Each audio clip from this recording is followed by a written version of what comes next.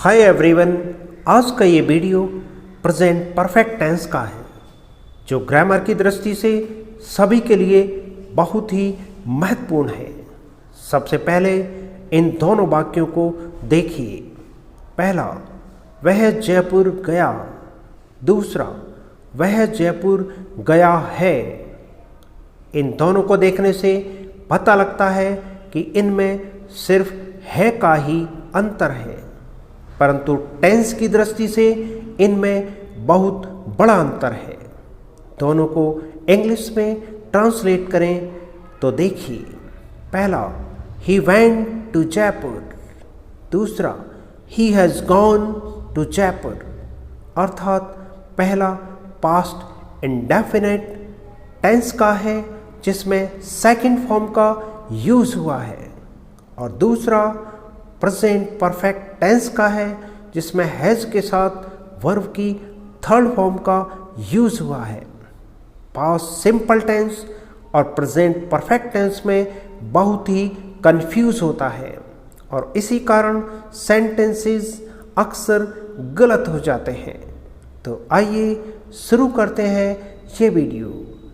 जिसने अभी तक इस चैनल को सब्सक्राइब नहीं किया है, सब्सक्राइब कर लें और साथ ही बेल आइकन को भी प्रेस कर लें, जिससे आगे आने वाले वीडियोस की जानकारी समय पर मिलती रहे। अब मैं आपको इसकी एक बहुत ही महत्वपूर्ण ट्रिक बताता हूँ जिससे इन दोनों टेंसेस के सारे डाउट्स क्लियर हो जाएंगे। अर्थात कब सिंपल पास्ट और कब प्रेजेंट परफेक्ट टेंस का यूज़ होगा। हम देखते हैं कि दोनों टेंसेस में ही कार्य पूर्ण हो चुका होता है, परंतु अंतर है तो समय का। अर्थात पास्ट सिंपल टेंस में समय का यूज़ होता है और प्रेजेंट परफेक्ट टेंस में समय का यूज़ नहीं होता। इसको फिर से सुन लें। पास्ट सिंपल टेंस में समय का यूज़ होता है और प्रेजेंट परफेक्ट टेंस में समय का यूज़ नहीं होता। पास्ट सिंपल टेंस में कार्य पूरा होने का समय होता है, जैसे कार्य 2 मिनट पूर्व हो गया, 1 घंटे पूर्व हो गया, 1 सेकंड पूर्व हो गया, 1997 में पूर्ण हो गया।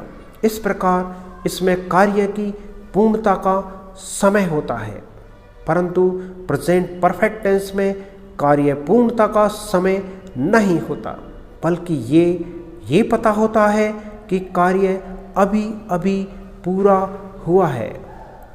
अब प्रेजेंट परफेक्ट टेंस के कंसेप्ट को समझते हैं। इसकी हिंदी में पहचान होती है चुका है, चुकी है, चुके हैं, किया है, लिया है, दिया है, ली है, दी है, की है, जैसे भी हिंदी भाषा में शब्द काम में आते हैं। सामान्य वाक्यों के लिए इसका स्ट्रक्चर देखिए।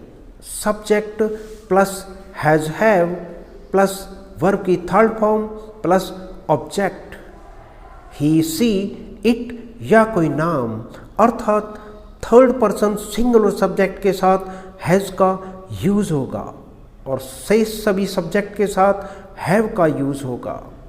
अब इसके कुछ एग्जाम्पल्स लेते हैं जिससे इस टेंस को समझने में मदद मिलेगी। पहला, I have just bought a car. मैंने अभी एक कार खरीदी है।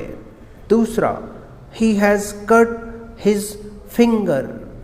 उसने अपनी उंगली काट ली है। I have taught in this school since 2017। मैं इस विद्यालय में 2017 से पढ़ा रहा हूँ। चौथा, the train has already left. Train पहले ही जा चुकी है।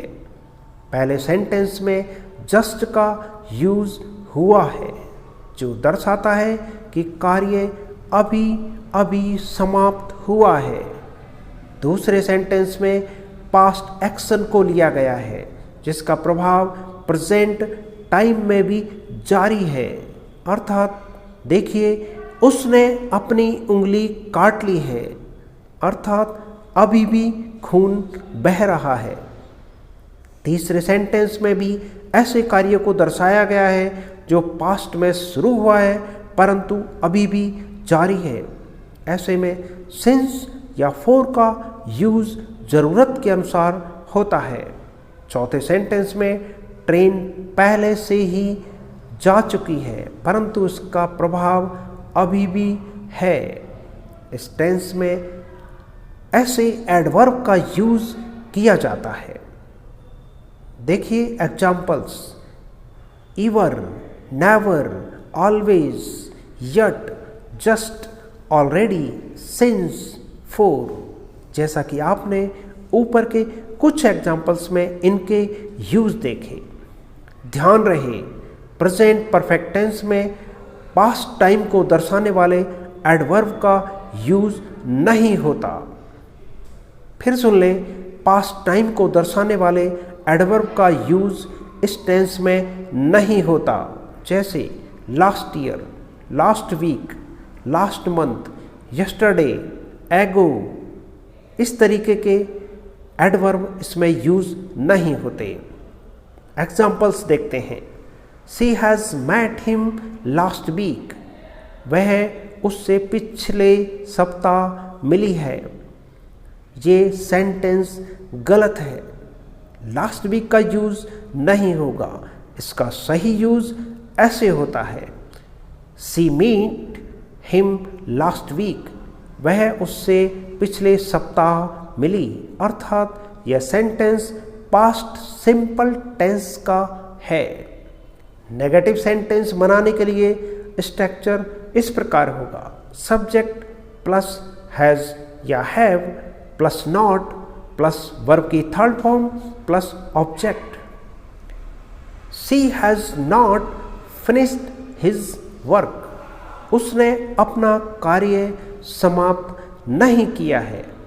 इंटरोगेटिव सेंटेंसेस के लिए स्ट्रक्चर इस प्रकार होगा, सबसे पहले हैज़ या हैव, उसके बाद सब्जेक्ट, उसके बाद वर्ब की थर्ड फॉर्म और अंत में ऑब्जेक्ट। एक एग्जांपल देखिए, have you gone to Delhi question mark. अंत में क्वेश्चन मार्क जरूर लगाएं। इस प्रकार हमने देखा कि एक शानदार ट्रिक के साथ इस टेंस को समझने में मदद मिली।